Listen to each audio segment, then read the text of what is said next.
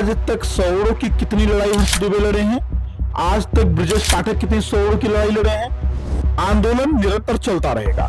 आज आप क्वेश्चन कर रहे हैं, मैंने जवाब दे दिया। कल से हर्ष दुबे विषय ही नहीं, सौरों का जो विषय है उस विषय पर हम लोग को बिठाएं, हम बताएंगे कि हमारी क्या बातें हैं। परमिशन भी जो मिली थी वो शिवम सिंह के नाम पर मिली थी, ठीक है। तो हर्ष दुबे का कोई इसमें रोल नहीं है। कोई भी नेता नहीं आप लोगों के समर्थन में, जाने तो छोड़िए ट्वीट तक नहीं किया। क्या वजह मानते, क्यों ये लोग आपके साथ नहीं? जब पंडित का शॉर्ट फॉर्म पीडी बता रहे हैं, उन पर भी नजर है, मायावती पर भी नजर है, राहुल गांधी पर भी नजर है कि जब चुनाव आएगा तो जनेऊ पहन लेंगे, ठीक है। सब पर हमारी नजर है, मैं किसी को नहीं भूला। तो मैं बताना चाहता हूं राजनाथ सिंह जी को कि जिनकी मां की आप जिक्र कर रहे हो, तो ठीक है, समय आएगा, देखा जाएगा कि हमारी मां ने अगर दूध पिलाया होगा तो हम जवाब देंगे, और अगर नहीं पिलाया होगा तो हम जवाब नहीं देंगे। तो समय आएगा, बताएंगे हम। चंद्रशेखर रावण की सांसदी कैसे बची रहे, उस सांसदी को बचाने के लिए वो चाहते कि जातिगत आरक्षण लागू रहे। देश की सड़कों पर ब्राह्मण क्षत्रिय समाज के लोग सड़कों पर हुंकार भर रहे हैं, अपने बच्चों के हक और न्याय की बात कर रहे हैं। कल आपने देखा होगा कि जंतर मंतर पर लाखों का जन सैलाब उमड़ पड़ा। कुछ लोग सोशल मीडिया पर ये दावा कर रहे थे दलित पेज बनाकर कि ये देखिए लोग प्रदर्शन करने गए हैं, 20 लोग भी, 100 लोग भी, 150 लोग भी इकट्ठा नहीं होंगे। लेकिन जैसे जैसे समय बीता कल का और सूरज का पारा चढ़ा, वैसे वैसे देखा गया कि जन सैलाब दिल्ली के जंतर मंतर पर उमड़ पड़ा।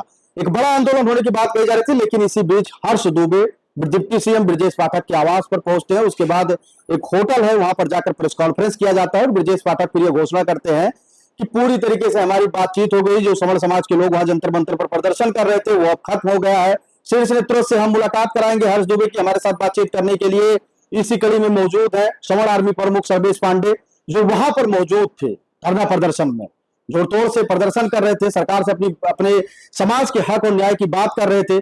सर्वेश जी, आप लोग गए, वहां मौजूद थे, बड़ी संख्या में लोग उमड़ कर आए, अलग अलग स्टेटों से, अलग अलग जिले से पहुंचे। इतनी मेहनत करने के बावजूद हर्ष दुबे आते हैं, प्रेस कॉन्फ्रेंस कर लेते हैं और कहते हैं सब कुछ खत्म। ब्रजेश पाठक घोषणा कर देते हैं, ट्वीट कर देते हैं, सारे चैनल चलाने लगते हैं खबर कि सब कुछ खत्म हो गया। वहां जंतर मंतर पर एक दिन भी आप लोग नहीं टिक पाए, हर्ष दुबे की बात मान ली गई। क्या सौरों के नेता हर्ष दुबे हैं या सौरों के नेता ब्रजेश पाठक हैं? आज तक सौरों की कितनी लड़ाई हर्ष दुबे लड़े हैं? आज तक ब्रजेश पाठक कितनी सौरों की लड़ाई लड़े हैं? ये स्पष्ट है कि ये सौरों के नेता नहीं है। तो ये कैसे डिसाइड करेंगे सौरों की लड़ाई खत्म? दूसरी बात, किस विषय पर ये कह रहे हैं कि हमारी बात मान ली गई है? कौन सी बात मान ली गई है? इनको टिकट देने की बात मान ली गई है? किस चीज की बात मान ली गई है? सौरों का जो विषय है उस विषय पर हम लोग को बिठाएं, हम बताएंगे कि हमारी क्या बातें हैं। हम देखते हैं कि ये मानते ही नहीं मानते हैं, इनकी हिम्मत नहीं कि हमारी बातों पर ही बोल पाए। आज तक कभी बोले लोग? हर्ष दुबे बिक गए हैं पूरी तरीके से बीजेपी के हाथों। मैं ये नहीं जानता कि बिके हैं कि नहीं बिके हैं, लेकिन उन्होंने जो भी कदम उठाया है वो बहुत ही गलत उठाया है और ये उनका व्यक्तिगत निर्णय है। संगठन का, समाज का और इस आंदोलन का उससे कोई लेना देना नहीं है। वो उस लाइन को क्रॉस कर गए हैं। जब आप आरक्षण के मुद्दे पर नहीं बोल रहे हैं, आप SC/ST एक्ट के मुद्दे पर नहीं बोल रहे हैं, आप सौर आयोग के लिए नहीं बोल रहे हैं, आप UGC के लिए नहीं बोल रहे हैं, आप वो लाइन क्रॉस कर गए हैं। अब आप उस आंदोलन से बाहर हैं। आंदोलन निरंतर चलता रहेगा। आज आप क्वेश्चन कर रहे हैं, मैंने जवाब दे दिया। कल से हर्ष दुबे विषय ही नहीं, हमारा आंदोलन, हमारा विषय वो कंटिन्यू रहेगा। आगे क्या कुछ रूपरेखा आप लोग तैयार करने वाले, क्योंकि हर्ष दुबे तो हट गए हैं अपने लाइन से, तो सरकार से मिलने जा रहे हैं, हो सकता है सरकार उनसे बातचीत करे, उनकी मांगों को माने। मैं सबसे पहले बता दूं कि हर्ष दुबे कोई आंदोलन नहीं कर रहे थे। इस कार्यक्रम के संयोजक थे ठाकुर शिवम सिंह जी, जो कि नव भारत जनशक्ति पार्टी के संस्थापक हैं। अभी भी पुलिस ने उनको अरेस्ट करके रखा है। कल उनको पुलिस घसीट कर लेकर के जा रही थी। तो इस आंदोलन का हर्ष दुबे से कोई लेना देना नहीं है, ठीक है। परमिशन भी जो मिली थी वो शिवम सिंह के नाम पर मिली थी, ठीक है। तो हर्ष दुबे का कोई इसमें रोल नहीं है। दूसरी बात, परमिशन इन्होंने रद्द कर दिया, हमारे लोगों को अरेस्ट कर दिया, हमारे लोगों को इन्होंने पकड़ करके गाड़ियों में भर करके दूर फेंक आए हैं। बर्बरता पुलिस ने की, बहुत ज्यादा बर्बरता की। यहां तक मैंने देखा कि एक साधु का जो अचला है, उस अचले को इन्होंने खींच लिया, बेचारा वो नंगा हो गया है, ठीक है। तो परमिशन इन्होंने अब नहीं दिया। हम लोग अब कोर्ट के माध्यम से परमिशन लेंगे, फिर आंदोलन करेंगे हम लोग। अच्छा, CGP का प्रोटेस्ट हुआ था, प्रदर्शन हुआ था, भारत को नेपाल बना देंगे, बांग्लादेश बना देंगे, संसद को उखाड़ फेंकेंगे, ऐसे नारे लग रहे थे। पुलिस उनके ऊपर बल का प्रयोग करती है। चंद्रशेखर आजाद रावण संसद भवन के बाहर धरने बैठ जाते हैं। डिम्पल यादव अपने पल्लू से सबके पसीने पोंछते हुए, छात्रों के जो थे जो प्रोटेस्ट कर रहे थे उनका पसीना पोंछते हुए नजर आती हैं और कहते हैं हम सबसे बड़े हितैषी हैं, छात्र हितैषी। राहुल गांधी अलग प्रधानमंत्री के आवास का घेराव करने लगते हैं। लेकिन आज जब ब्राह्मण क्षत्रिय, जो बीजेपी के भी कोर वोटर माने जाते हैं, और समाजवादी पार्टी भी दावा कर रही है कि 27 के चुनाव में ब्राह्मण समाज हमारे साथ, कोई भी नेता नहीं गया आप लोगों के समर्थन में, जाने तो छोड़िए ट्वीट तक नहीं किया। क्या वजह मानते, क्यों ये लोग आपके साथ नहीं है? देखिए, हमारी नजर सब पर है। ये जितने लोग पीडी का शॉर्ट फॉर्म पंडित बता रहे हैं या पंडित का शॉर्ट फॉर्म पीडी बता रहे हैं, उन पर भी नजर है, मायावती पर भी नजर है, राहुल गांधी पर भी नजर है कि जब चुनाव आएगा तो जनेऊ पहन लेंगे। ठीक है, सब पर हमारी नजर है। मैं किसी को नहीं भूला हूं, उनको भी नहीं भूला हूं जिन्होंने लाठियां चलवाई हैं जंतर मंतर पर हमारे लोगों पर, मैं उनको भी नहीं भूला हूं। सब पर हमारी नजर है, सबको समय पर जवाब देंगे। क्या सामान्य जाति राजनीतिक तौर पर अनाथ हो गया इस वक्त? हाँ, समझ लिया जाए, सौड़ो का कोई भी राजनीतिक प्रतिनिधित्व नहीं है। सौर समाज के जो भी विधायक सांसद हैं वो अपने पार्टियों के एजेंडे पर चलने वाले लोग हैं, वो अपने पार्टियों के बंधुआ मजदूर और गुलाम हैं। पार्टी जो कहेगी उतना ही वो करेंगे। उनको पार्टी प्रेम सर्वप्रथम है, समाज जाए उनके लिए भाड़ में जाए, उनको समाज से कोई मतलब नहीं है। महिपाल सिंह मकराना ने कहा कि जो हमारे समाज के नेता हैं, विधायक हैं, आज जब हमारे समाज की बहन बेटियों को सड़कों पर घसीटा जा रहा है तो ये मौन चुप्पी साध लिए हैं। इनको समय आने पर समाज जवाब देगा। आपको लगता है कि इन लोगों को खुलकर बोलना चाहिए? डर किससे रहे हैं? क्या दिल्ली हाईकमान से डर रहे हैं या टिकट के लिए डर रहे हैं? किससे डर है, किस बात का डर आपको लगता है कि लोगों को? अभी जितने वर्तमान में हैं ये कुछ 4-6 महीना बाद पूर्व हो जाएंगे, ये 4-6 महीना बाद पूर्व हो जाएंगे। अब देख लीजिएगा फिर इनकी हिम्मत, इनकी औकात कहां जाएगी। आज जो मौन है, अधर्म को मौन बनकर जो मात्र निहारे जाते हैं, कर्ण हो, द्रोण हो, भीष्म हो, सब मारे जाते हैं। 100 नेताओं के साथ वही होगा जो आज समाज के साथ हो रहे अन्याय पर बोल नहीं रहे हैं। मैं कह रहा हूं, बोल नहीं पा रहे हो, आप मदद करिए, अंदर से मदद करिए, पीछे से मदद करिए। आप एक फोन करके डीसीपी को ये तो कह सकते हो कि ठीक है, आप बच्चों पर लाठियां मत चलाना। राजनाथ सिंह करें किसी माई के लाल में दम नहीं है कि जो आरक्षण को खत्म कर दे। और खुलकर दलित नेता बोल रहे हैं, रामदास अठावले ने कहा कि देश विरोधी हैं, देशद्रोही हैं जो लोग जंतर मंतर पर जुटे थे आरक्षण के खिलाफ। आरक्षण राष्ट्र के लिए नुकसानदायक है, तो आरक्षण के जो समर्थक हैं, आरक्षण के जितने विरोधी गए थे जंतर मंतर पर, क्या उन्होंने कोई बस फूकी? क्या उन्होंने कोई ट्रेन जलाई? क्या उन्होंने कोई पटरी पर बैठ करके उन्होंने प्रदर्शन किया? क्या उन्होंने कोई सड़क जाम किया? क्या उन्होंने पुलिस को गाली दी? क्या उन्होंने सेना पर कोई कमेंट किया? क्या उन्होंने प्रधानमंत्री की मां को गाली दी? कुछ किया नहीं, क्या ना? हम संस्कारी लोग हैं, तो उनको समझना चाहिए कि कौन देशभक्त है, कौन देशद्रोही है। दूसरी बात, ये डिसाइड नहीं करेंगे कि देशभक्त कौन है, देशद्रोही कौन है, सबकी अपनी परिभाषा है। दूसरी बात यह है कि हम लोग खुद अब सक्षम हैं, अब हम लोग सक्षम हैं और न्याय के लिए मजबूती से आगे बढ़ेंगे, और हमें किसी के सर्टिफिकेट की जरूरत नहीं है। ये जो राजनाथ कह रहे हैं कि किसी की मां ने दूध नहीं पिलाया, को मैं बताना चाहता हूं राजनाथ सिंह जी को कि जिनकी मां की आप जिक्र कर रहे हो, तो ठीक है, समय आएगा, देखा जाएगा कि हमारी मां ने अगर दूध पिलाया होगा तो हम जवाब देंगे, और अगर नहीं पिलाया होगा तो हम जवाब नहीं देंगे। वो समय आएगा, बताएंगे हम।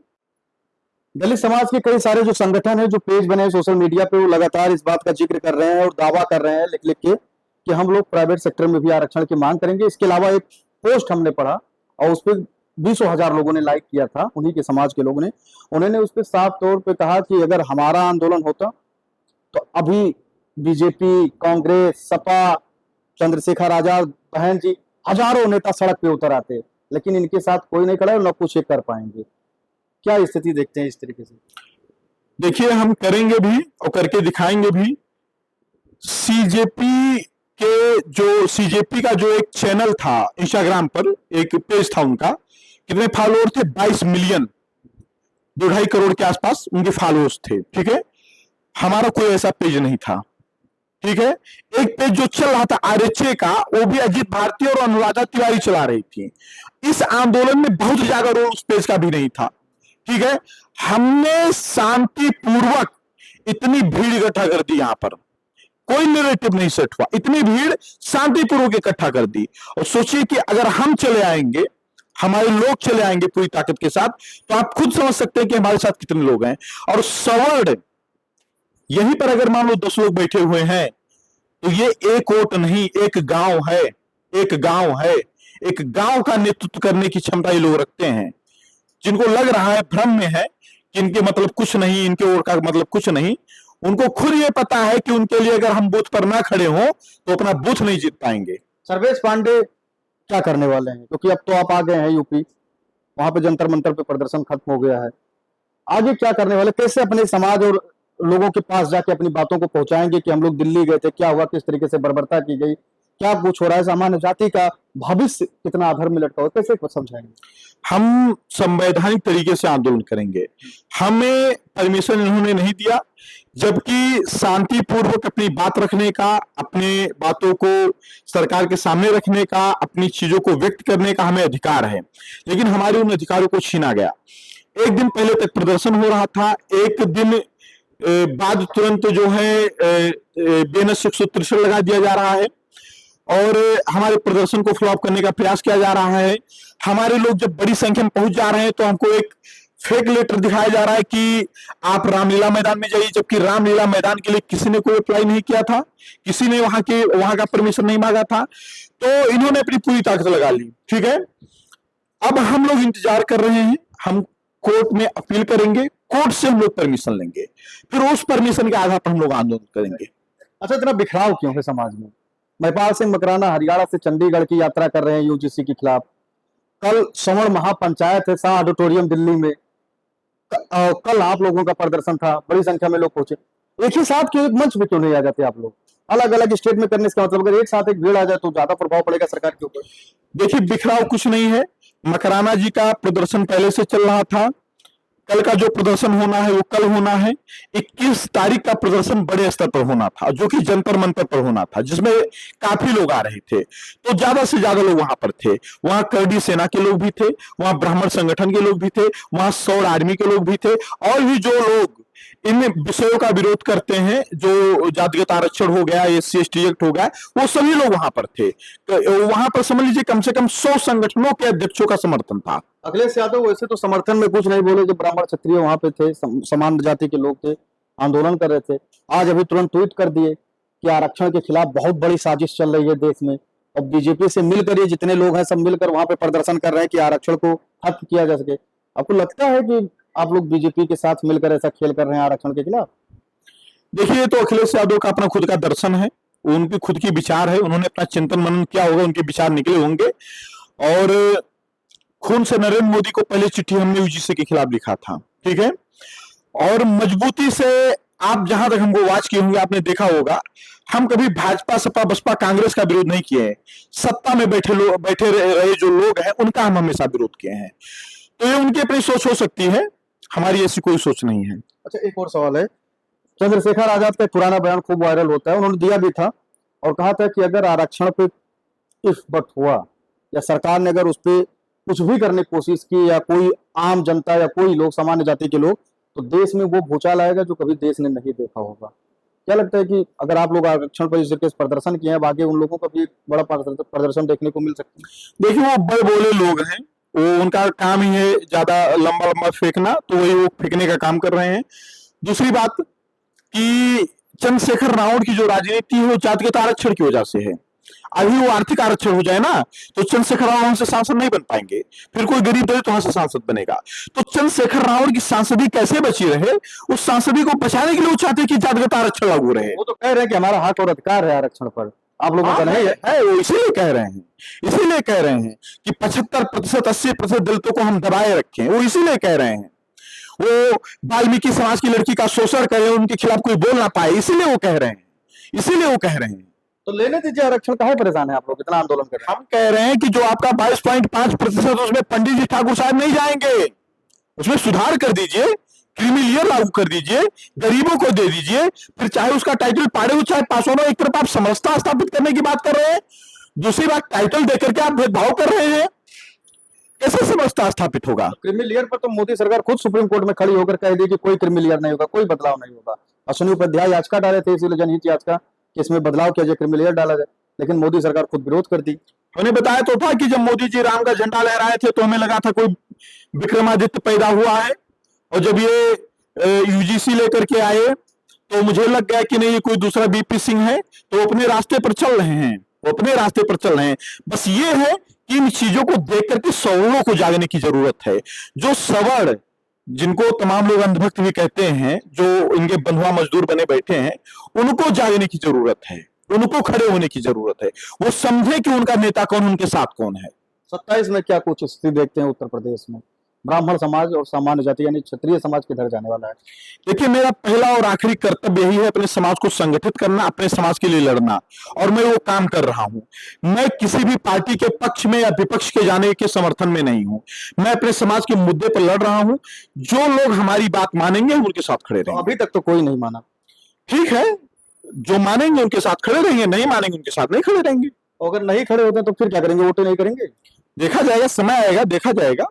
हाँ, तो सौर आर्मी प्रमुख सर्वेश पांडे जी थे जिनसे हमने बातचीत की। जंतर मंतर पर आपकी मौजूदगी थी, वहां पे इन्होंने बताया कि किस तरीके से दिल्ली पुलिस जो थी लोगों के साथ, जो आम जनमानस वहां पे पहुंची थी सामान्य जाति की, उसके ऊपर किस तरीके से बर्बरता की।